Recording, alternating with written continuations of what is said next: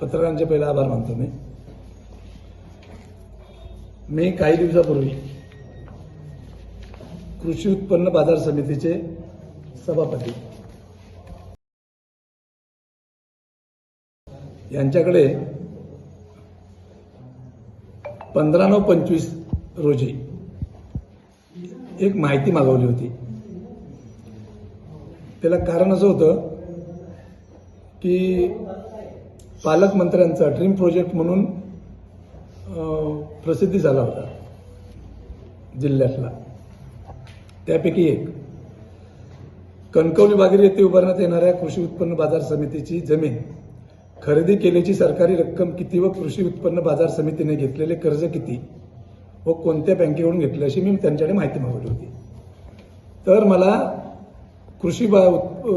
सिंधुदुर्ग कृषी उत्पन्न बाजार समितीचे सभापती श्री तुळशीदास रावराणे यांनी मला अशी माहिती दिली की वाघेरी मौजे तालुका कणकवली सिंधुदुर्ग येथील सर्वे क्रमांक 17 पंचायत 1746 एकूण 4 हेक्टर 91.91 आर 49,100 चौरस मीटर एवढी जमीन त्यांनी खरेदी केली।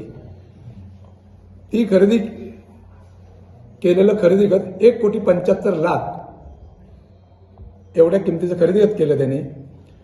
त्या 1,75,00,000च्या अगेन्स्ट 1,70,00,000 सिंधुदुर्ग जिल्हा बँकेकडून कर्ज घेतलं असं त्यांनी मला माहिती दिली।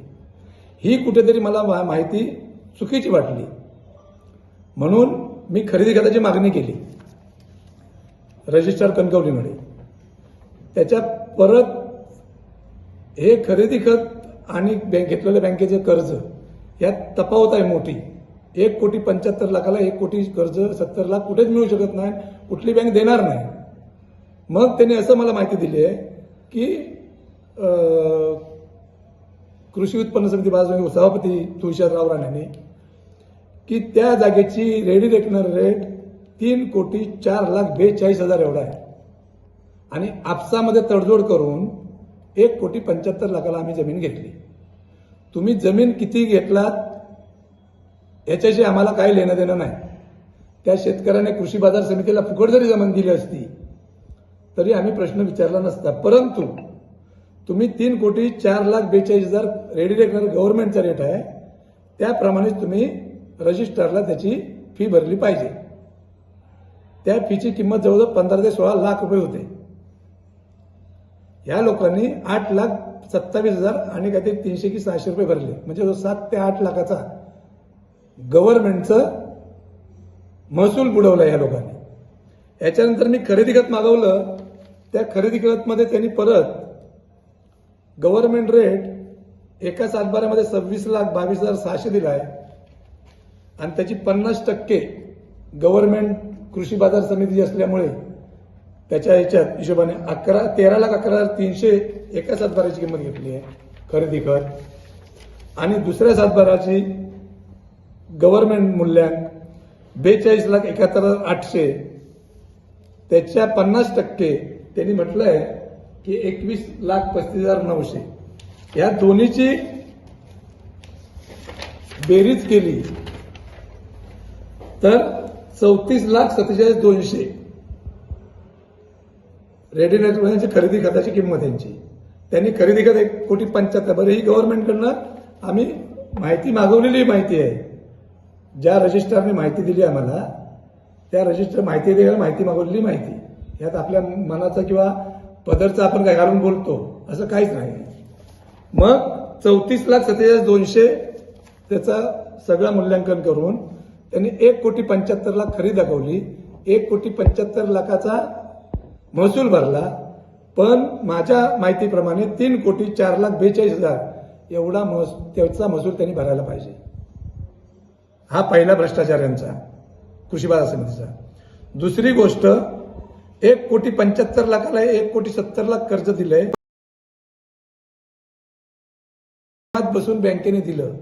याची मी बँकेकडे जेव्हा माहिती मागितली त्यावेळी मला बँकेने असं दिलं उत्तर की आम्हाला सहकारी बँक माहिती अधिकार लागू होत नाही। जिल्हा बँक ही सहकारी कायद्याखाली नोंद झालेली बँक आहे।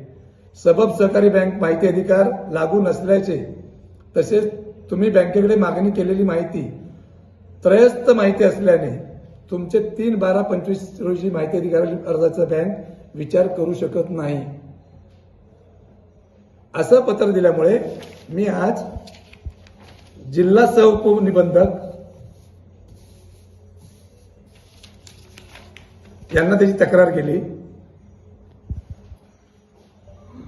की बँकेच्या विरोधात यांच्या आता उत्तराची मी वाट बघणार आणि हे सुद्धा जर उत्तर सरळ आलं नाही तर मी येत्या काळात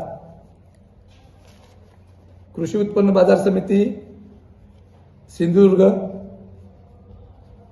कणकवली रजिस्ट्रार तावडे ते जबाबदार आहे या गोष्टीला सगळ्याला. त्यांनी मोठी चूक केलेली आहे.